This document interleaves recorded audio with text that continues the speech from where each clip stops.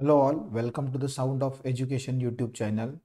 Now here in this today's session we are going to solve the numerical on principal component analysis. Last lecture में हमने principal component analysis से related theoretical जो भी concept था वो हमने understand किया. Now here we are going to solve the numerical on PCA. हम जो पीसीए जो है प्रिंसिपल कंपोनेंट एनालिसिस जो टेक्निक है उसके पीछे जो मैथमेटिक्स है वो कैसे वर्क करता है उसके बारे में डिस्कस करने की कोशिश करेंगे, उसके बारे में हम सॉल्व करने की कोशिश करेंगे. So what is the exact mathematical intuition behind the principal component analysis that here we are going to discuss, right? So let's start the today's session. Now if you see, these are the different step we have to perform here, or by using this step you have to solve the numerical which is related to the principal component analysis. By following this step we can find out the principal component, right? So already हमने इस steps के बारे में last video में भी discuss किया था. So first getting the data, compute the mean variable. So one by one ये जो steps है वो हम follow करेंगे और उसके उसी तरीके से हम numerical solve करने की कोशिश करेंगे. So let's start the numerical. Now this is the numerical. First as I always said, first read the numerical carefully. जब भी आप कोई भी न्यूमेरिकल सॉल्व करने जाओ सबसे पहले न्यूमेरिकल को रीड करो, उसे अंडरस्टैंड करो, उसके बाद आपको क्या करना है वो आप डिसीजन लो. So first here the given the following data using PCA to reduce the two dimension in one dimension. मतलब जो ये दो डायमेंशंस आपको दिए, आपको यहाँ पे फीचर रिड्यूस करना है. जो ये जो दो फीचर्स है उसको आपको एक में कन्वर्ट करना है. You have to reduce the two dimension into the one dimension, 2 to 1, right? So these are the features here. You can see features x and y, a b c d. These are the we can say the points are there. So first for a 0.4 and 11 x and y values are there. For b for 8 and 4, for c 13 and 5. So this is like this is the data set and these are the two features. So we have to reduce this two feature to the one features, right? Now here we have to use the principal component analysis technique. So as we know the different step, what step we have to follow for finding out the principal component. So one by one जो steps है वो हम एक एक use करेंगे.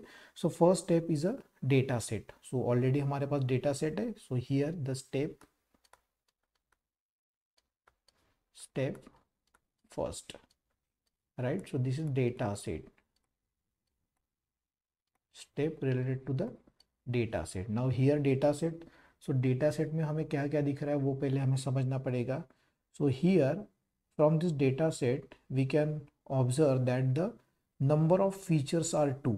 So here we can write number of features is equal to small n is equal to 2, right? Now the number of samples are also we can see 1 2 3 4. So here number of sample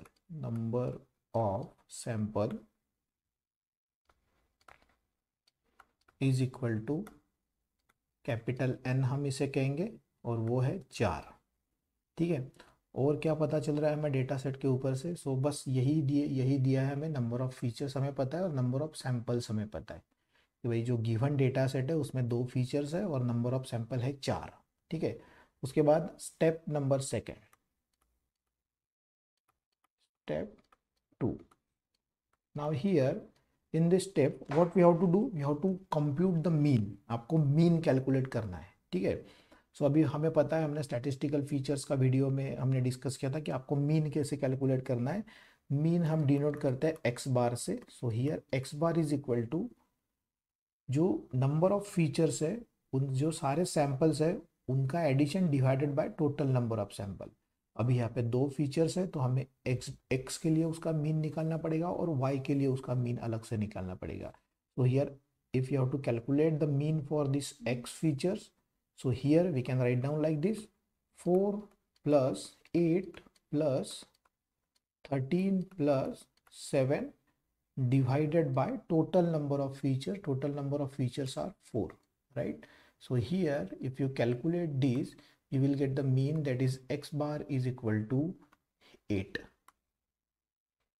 right? So this is the mean for feature x. Now similarly for feature y, now y bar is equal to again 11 plus 4 plus 5 plus 14 divided by number of samples are 4. Now here again y bar is equal to 8.5, right? Very easy. First step, analyze the data. Second step, find out the mean. ठीक है, दोनों के लिए हमने mean calculate कर लिया. ठीक है, अभी नेक्स्ट जो थर्ड स्टेप है उसमें हम कैलकुलेट करेंगे कोवेरिएंस मैट्रिक्स, राइट? सो कोवेरिएंस मैट्रिक्स के लिए आपको पहले ऑर्डर पेयर समझना पड़ेगा. तो यहाँ पे दो फीचर्स है, तो दो फीचर्स के केस में आपका ऑर्डर पेयर क्या हो सकता है? X x, x y, y x and y y. ये हो गया आपका ऑर्डर पेयर. तो इस ऑर्डर पेयर के अकॉर्डिंग आपको हर एक के लिए कोवेरिएंस निकालना पड़ेगा. उसके बाद हर एक ऑर्डर का कोवेरिएंस कंसिडर करके आपको उसके रिलेटेड कोवेरिएंस मैट्रिक्स मिलेगा, राइट? सो हम कैसे कैलकुलेट करेंगे, चलो हमें वन बाय वन देखते हैं. So here move towards next slide. Now here we can say the step number third.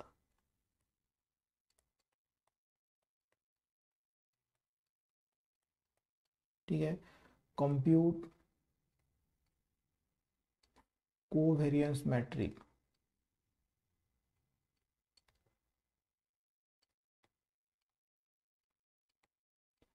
denoted by capital S, right?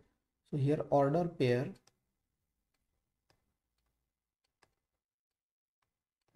are x comma x, x comma y,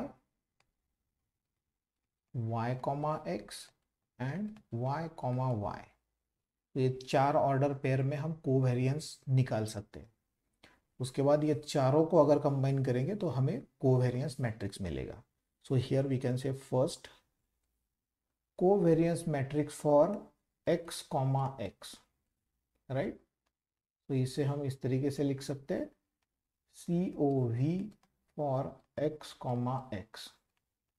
ठीक है, तो इसके लिए हमारे पास फॉर्मूला है. We have formula for finding out the covariance of x. So here 1 divided by n minus 1 summation of I is equal to 1 to n xi minus x bar bracket square. ठीक है, अगर ये formula हम use करते तो इस formula से हम कोवेरिएंस ऑफ x निकाल सकते. So here we can write down like this, 1 divided by 4 minus 1 into the bracket. Now here xi means first data point जो होगा आपका सैंपल का फर्स्ट डेटा पॉइंट. तो इसमें पहला पॉइंट है नंबर 4 है, तो यहाँ पे 4 माइनस एक्स बार जो हमने कैलकुलेट किया है 8, right, square plus next data point है आपका 8 minus 8 bracket square plus next data point है 13 minus 8 bracket square plus 7 minus 8 bracket square and this bracket is complete. So अगर आप ये कैलकुलेट करोगे तो आपको कोवेरिएंस ऑफ x मिलेगा. Now the after calculation the value is 14, right? Now B, next is covariance of x comma y. x comma y के लिए formula है हमारे पास 1 divided by n minus 1. Here summation of I is equal to 1 to n xi minus x bar into yi minus y bar. yi क्यों? क्योंकि यहाँ पे x and y के लिए जो ऑर्डर पेयर है वो x एंड y है, इसलिए हमें दोनों को कंसिडर करना होगा. तो इधर अगर हम ये फॉर्मूला यूज करते हो तो here 1 divided by 4 minus 1. Now here again for x we have to write down like this, 4 minus 8 plus 8 minus 8 sorry, here 11 minus 8.5 or y, now plus into इधर आएगा. Now here again for x 8 minus 8 into y के coordinates क्या है, second coordinate is 4 minus 8.5 plus third point के लिए 13 minus 8 into 5 minus 8.5 plus last point के लिए 7 minus 8 into 14 minus 8.5. So after calculation, the covariance of x comma y is equal to minus 11. Right? So here we have calculated the covariance for xx and covariance for order pair xy. Now the next order pair is covariance of yx. ठीक है. So the yx के लिए फिर से हम इस तरीके से कर सकते हैं, ए बी सी करके इसे हम करेंगे. So covariance of y comma x के लिए हम इसका फॉर्मूला इस तरीके से लिखेंगे, n minus 1 summation of i is equal to 1 into n. अभी y x है तो इसके लिए हम yi minus y bar into xi minus x बार, इस तरीके से. आप फिर से ये जो वैल्यूज है वो पुट कीजिए, इसमें आपको कैलकुलेशन कीजिए. कैलकुलेशन करने के बाद covariance of y comma x is equal to, again you will get the value that is minus 11 here. मैं डायरेक्टली कर रहा हूँ, आप इसका कैलकुलेशन कर लीजिएगा. जो चारों पॉइंट्स है, डेटा पॉइंट्स, आप इनको इसमें पुट कीजिए जैसे हमने लास्ट इसमें किया दोनों केस में. Now again here A B C और ये D covariance of y comma y. Now here again y comma y is there, the formula is 1 divided by n minus 1 summation of I is equal to 1 to n y I minus y bar bracket square. So here again put the value and then calculate covariance of y comma y. Covariance of y comma y is 23. Right. तो हमने ये तीनों के चारों जो values है, order pair की जो वैल्यूज है वो कैलकुलेट कर रही. Covariance of x x, covariance of x y, y x and y y. Now by considering this 3-4 value we can compute the covariance matrix. So the covariance matrix is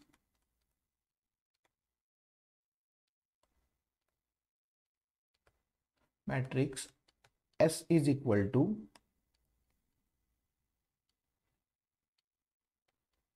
covariance of x comma x, covariance of x comma y, covariance of y comma x and covariance of y comma y.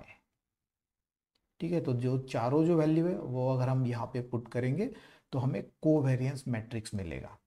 So the covariance matrix S is equal to, हम इसको इस तरीके से लिख सकते हैं, S is equal to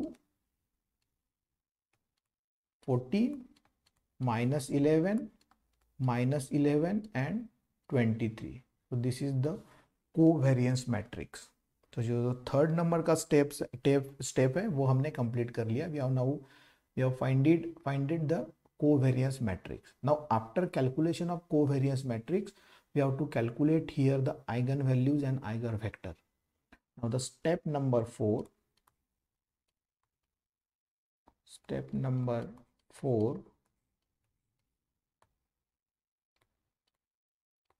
compute eigenvalue, eigenvector. ठीक है. Now after finding out the eigenvector we have to normalize that eigenvector. हम वो बाद में डिस्कस करेंगे. ठीक है. So here first compute the eigenvalue.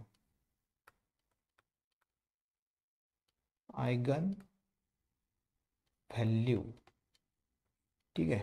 Eigen value calculate करेंगे. So for finding out the eigenvalue, we have an equation that is the determinant of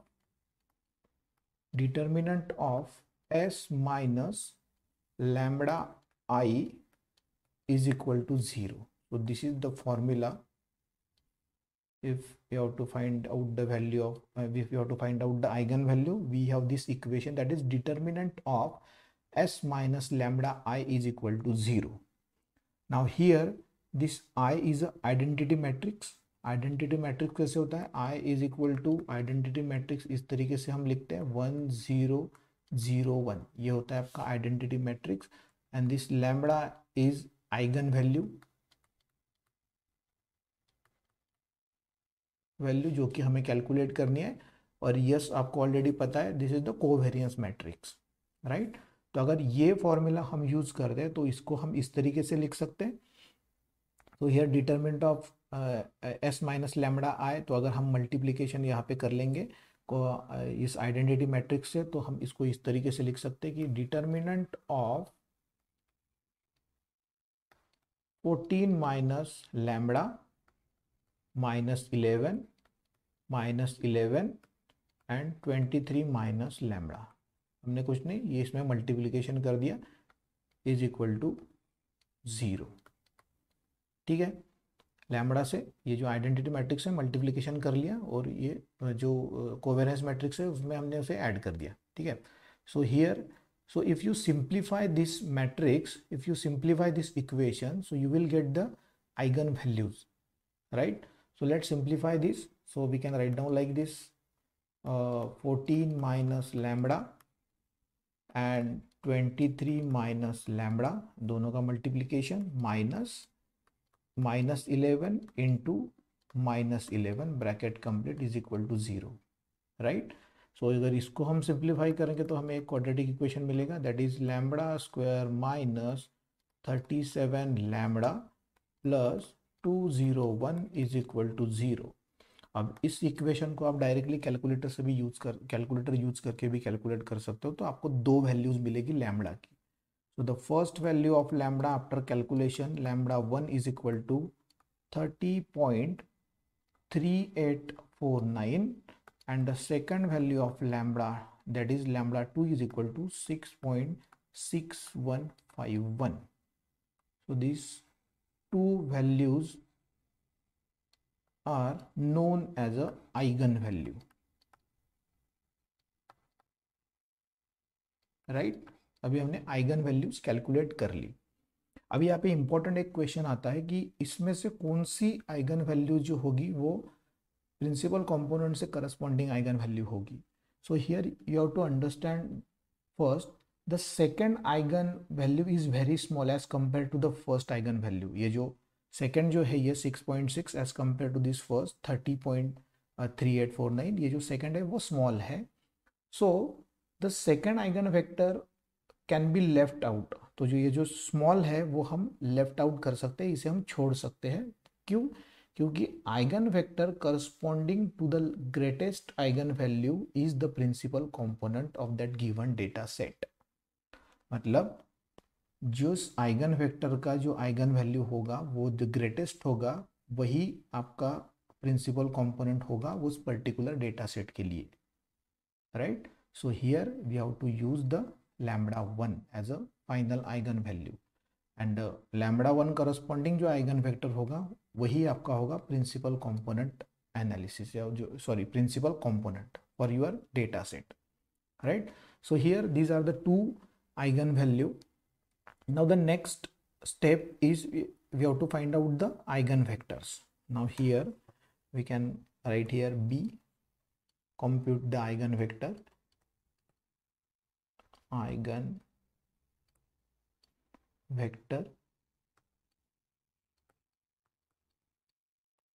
right?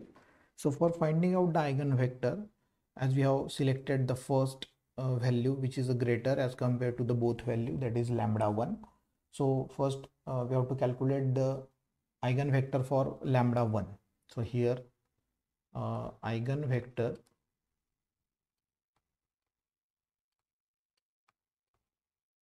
for lambda 1, right? Lambda 1 के लिए हम कैलकुलेट करेंगे.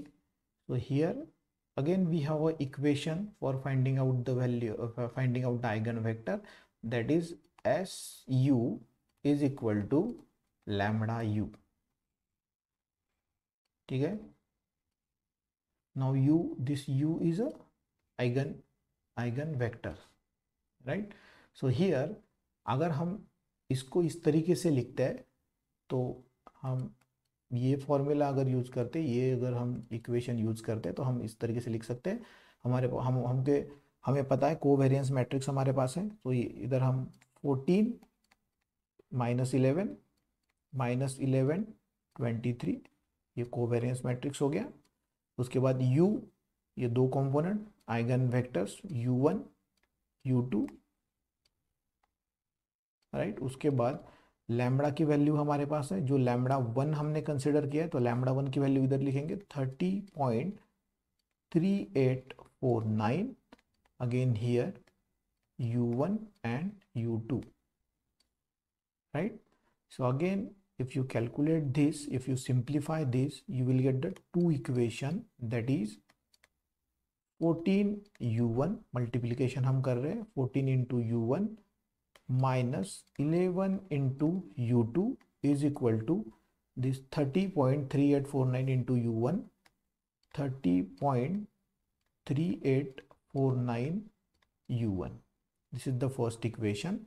Now the second equation is minus 11 u1 plus 23 u2 is equal to 30.3849 u2. ठीक है. ये दो equation मिल गए. अगर ये दोनों को आप सिंप्लीफाई करोगे तो अगर हम u1 और u2 की टर्म अगर हम अलग अलग कर देंगे तो हमारे पास और दो इक्वेशन आएंगे जो सिंप्लीफाइड इक्वेशन होंगे as compare to the about two equation. तो हियर 30 को अगर मैं इस साइड लेके आऊँगा तो here -16.3849 u1 is equal to 11 u2. ये एक इक्वेशन हो गया. उसके बाद अगर ये 23 को मैं उस साइड लेके जाऊंगा तो यहाँ पे मैं लिख सकता हूँ -11 u1 is equal to 7.3849 u2. एक सेकंड इक्वेशन हो गया. ठीक है. तो ये जो दोनों इक्वेशंस है, इसमें से कोई भी आप एक इक्वेशन कंसिडर करते हो तो कर सकते हो, उसमें आपको सेम ही इक्वेशन मिलेगा, सेम ही आपको रेशियो मिलेगा. So here we have consider here this first equation. So after considering the first equation, we have a eigenvectors, that is u1 and u2.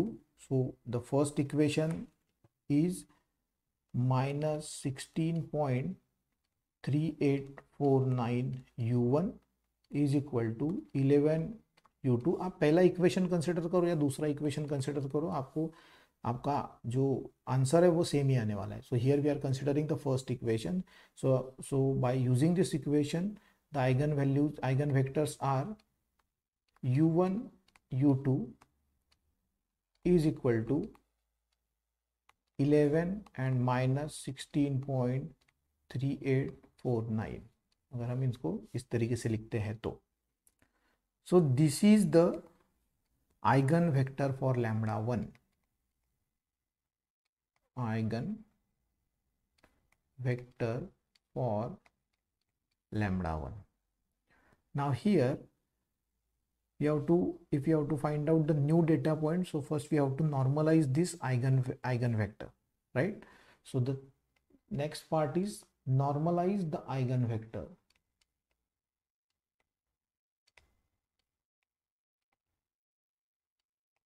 Eigen vector, right. So here for normalising हमें इसमें एक simple एक method follow करना है. आप normalisation की technique अगर आप देखोगे तो ये जो दोनों कंपोनेंट है इसको आपको स्क्वायर करके अंडर रूट कर देना है और हर एक कंपोनेंट से डिवाइड कर देना है. तो जैसे अगर मैं इसे सिंप्लीफाइड वे में अगर लिखता हूँ तो आप इस तरीके से कर सकते हो. पहला आपका कंपोनेंट है 11. So 11 divided by under root of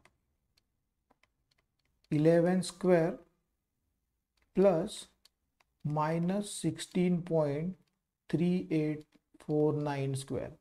ये दोनों का इसका स्क्वायर और इसका स्क्वायर और इसको अंडर रूट में ले लिया, तो ये पहले कंपोनेंट के लिए किया u1 के लिए। Similarly for u2 -16.3849 divided by under root of 11 square plus -16.3849 bracket square. ठीक है, तो after calculation you will get the final normalized eigen vector for λ1, right? Now here after calculation you will get the values. So मैंने already calculation करके रखा है, तो after calculation the first normalized or we can say the final eigen vector for λ1 E1 is equal to 0.5574 and minus 0.8303, right? So this is the final normalized eigenvector for λ1. So similarly आप दूसरे lambda के लिए भी use कर सकते हो, जो आपका सेकेंड आइगन वैल्यूज है λ2 का, उसके लिए भी आप आइगन वेक्टर कैलकुलेट कर सकते हो यही सेम प्रोसीजर फॉलो करके। So here we can write similarly for eigen vector for λ2 is after calculation we can write 0.8303 0.5574। देखिए सेकंड भी अगर इक्वेशन हम कंसिडर करते तो आपकी वैल्यूज जो है वो सेम ही आती, but here why we are using λ1 because the value of λ1 is higher as compared to the second value of λ1। तो जिसका वैल्यू सबसे ज़्यादा होता है वही जो आइगन वेक्टर है वो आपको प्रिंसिपल कंपोनेंट एनालिसिस देता है। ठीक है, प्रिंसिपल कंपोनेंट देता है। ठीक है, so this is the eigen vector for λ2। So after finding out the eigen vectors for both the eigen values, so the last we can say the last step is to calculate the new database on the basis of these eigenvalues, eigenvectors. So here the step number 5th,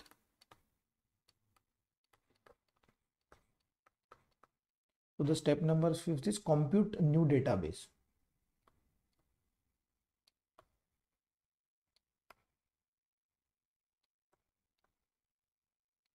ठीक है, after PCA, जो PCA technique है वो perform करने के बाद हमें कौन से नए डेटा पॉइंट्स मिलेंगे तो वो हमें कैलकुलेट करना होगा। तो उसके लिए हम इस तरीके से पहले एक टेबल बना लेते हैं। ठीक है, तो यहाँ पे हम एक टेबल बनाएंगे, यहाँ पे हम सारी वो वैल्यूज़ लिखेंगे। तो पहले यहाँ पे हम PC1 क्यों, क्योंकि हमारा ग्रेटर वैल्यू वही है। तो सबसे पहले फर्स्ट प्रिंसिपल कंपोनेंट के लिए वैल्यू कैलकुलेट करेंगे। तो हियर 4 फीचर्स है हमारे पास, 1 A B C and D। अभी हम 2 से 2 to 1 डायमेंशन में हम उसे रिड्यूस करने वाले हैं। ठीक है, तो हमें सिंगल ही एक 4 वैल्यूज़ मिलेगी। तो अभी इसको कैलकुलेट कैसे करना है, ये जो चारों वैल्यूज़ है यहाँ पे हमने जो लिखा है, हियर हम लिखते हैं जैसे P11 P12 P13 and P14। ठीक है, तो ये चारों वैल्यूज़ कैसे कैलकुलेट करना है, तो आपको मैं P1 के लिए 11 के लिए कैलकुलेशन बताता हूँ। Similarly we have to do the calculation for P12 P13 and P14, right. So here for next slide पे चलते हैं, उसके बाद में हम यहाँ पे कंटिन्यूसली जो वैल्यूज़ है वो बाद में लिख लेंगे। तो हियर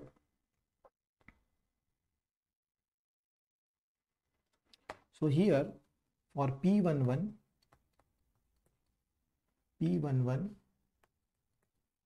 हियर E1T मतलब जो आइगन वेक्टर का जो हमारे पास है उसे ट्रांसपोज हम करेंगे यहाँ पे, और फॉर्मूला है xi minus x bar E1 transpose into xi minus x bar into yi minus y bar, right. So here E1 क्या है हमारे पास, E1 is equal to we have I think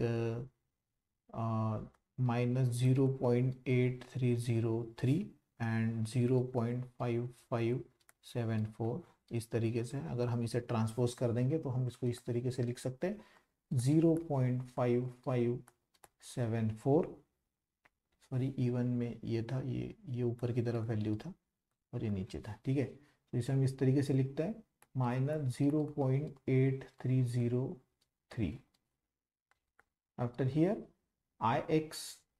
xi minus x bar. So the first data point जो कि आपको consider आपके data set में दिया है, so first data point is I think 4, so here we can write 4 minus x bar is 8, and second data point for y is equal to 11 minus 8.5, right? So here after calculation you will get 0.5574 minus 0.8303, and here after calculation -4 and 2.5।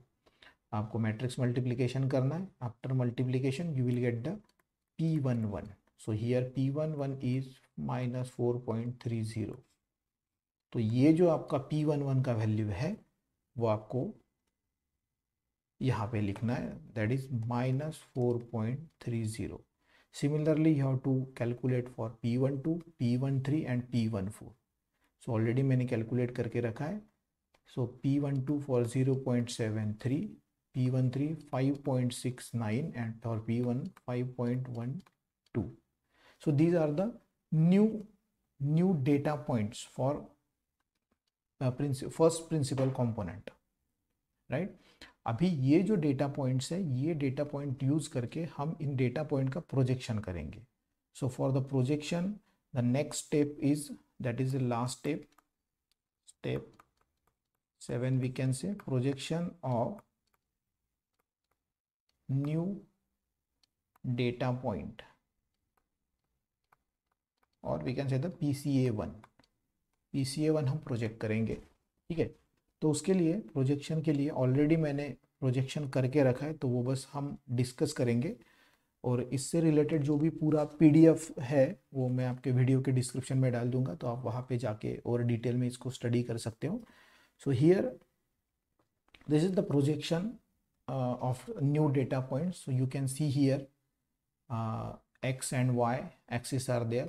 So here we know the x bar and y bar. So here मैंने सबसे पहले यहाँ पे x bar and y bar plot किया, तो x bar is 8 and y bar is 8.5। तो ये point यहाँ पे आया, ठीक है। तो यहाँ से मैंने एक एक्सिस बनाया और ये y एक्सिस बनाया, तो यहाँ पे x बार और y बार के लिए दो एक्सिस मैंने बना लिए। उसके बाद मेरे पास दो वैल्यूज थे। PCA1 के लिए मेरे पास एक आइगन वेक्टर की वैल्यू थी, 2 वैल्यू, और PC2 जो प्रिंसिपल कंपोनेंट सेकंड है उसके लिए मेरे पास आइगन वेक्टर 2 की वैल्यू थी E2। तो यहाँ पे मैंने वो दोनों वैल्यूज प्लॉट की। जैसे मान लो E1 के लिए मेरे पास थी वैल्यूज 0.5574 एंड -8.3803।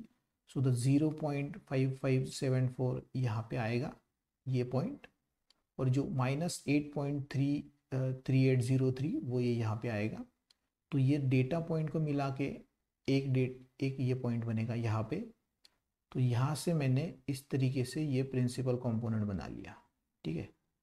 ये इस तरीके से बनेगा आपका E1, that is principal component first. और हम फर्स्ट ही यूज करने वाले क्योंकि इसकी जो आइगन वैल्यू है वो as compare to this eigen value greater है, दैट इज 30.3849, ठीक है। तो ये हम ये इसी को यूज करने वाले हैं, ठीक है, क्योंकि यही इस डेटाबेस का प्रिंसिपल कंपोनेंट है, right. So after drawing this principle component, जो वैल्यूज हमने उस टेबल में कैलकुलेट किया, लास्ट में जो न्यू डेटा पॉइंट कैलकुलेट किए, वो सारे डेटा पॉइंट्स मैंने इसके ऊपर प्लॉट कर दिए। जैसे मान लो अगर मैं इसे कंसिडर करता हूँ तो ये साइड आपका निगेटिव हो जाएगा, ये साइड आपका पॉजिटिव हो जाएगा। तो 1 2 3 4 5 6 -1 1 2 3 4 5 6। तो पहला वैल्यू था हमारे पास आई थिंक -4.30 था। So the -4.30 is here. So यहाँ पे मैंने -4.30, ये 4.30 ये पहला वैल्यू आ गया। Second that is P12 is 3.73 positive 3.73, तो दिस इज द पॉजिटिव 3.73. उसके बाद next P13 is 5.69 that is positive, so here 5.69, so here 5.69, and last one is a minus 5.12, so here this is the 5.12 last point, 5.12. so you can see here, and these are the actual data point. जो actual data set हमारे पास था 7, 14, 4, 11, 8, 4 and this is the 13, 15, ये unstructured थे. तो अभी इसको हमने ये डेटा पॉइंट को नॉर्मली लीनियरली इसको हमने कोरिलेट कर दिया, ठीक है, ऑर्थोगोनल कंपोनेंट से. सो इसको now here we have reduces the dimension from 2 to 1, एक सिंगल डायमेंशन में इसे हमने बना दिया. सो this is about the numerical related to the principal component analysis, how to find out the principal component analysis, or we can say the complete maths behind the principal component analysis, how principal component analysis works.